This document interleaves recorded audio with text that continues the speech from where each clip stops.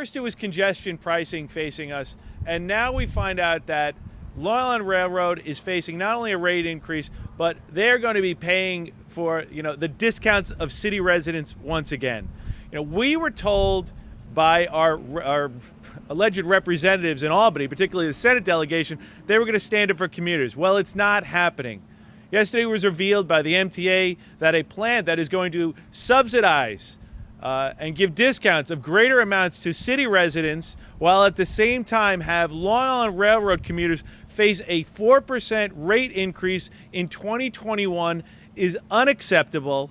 And we are standing here for the commuters, with the commuters, and saying we need our representatives in Albany to do what's right and actually represent the interests of all the Long Islanders, instead of simply looking at Long Islanders and the hardworking women and men who take this train as basically a pocketbook or a wallet to pay for the city residents. Our officials in Albany and officials in New York City have been taking advantage of the residents of the town of Hempstead for far too long.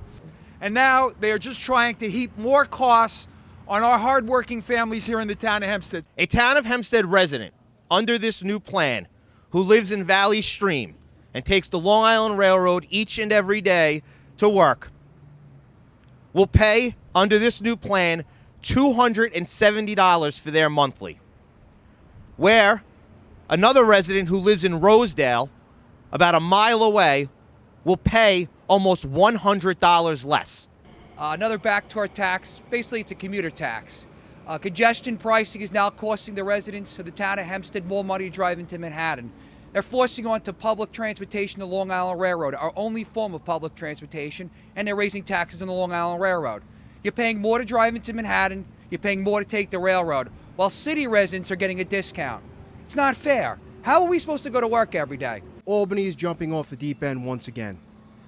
They've already made our streets less safe here in Nassau County with their heinous criminal justice reform, and now they're hitting us in the wallets and the pocketbooks.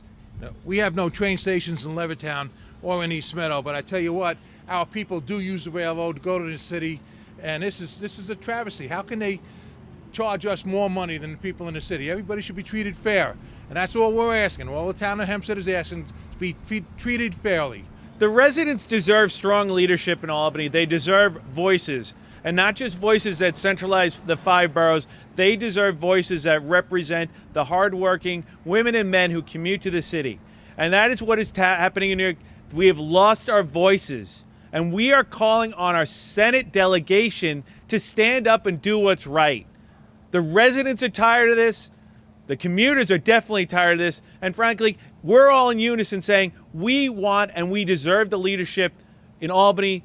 We deserve to have the voices heard. And frankly, for the highest paying taxpayers in New York State, in both Nassau and Suffolk, that Senate delegation better do what's right, hold the MTA accountable, and tell them to stop picking the pockets of Long Islanders and funding the special interests of New York City.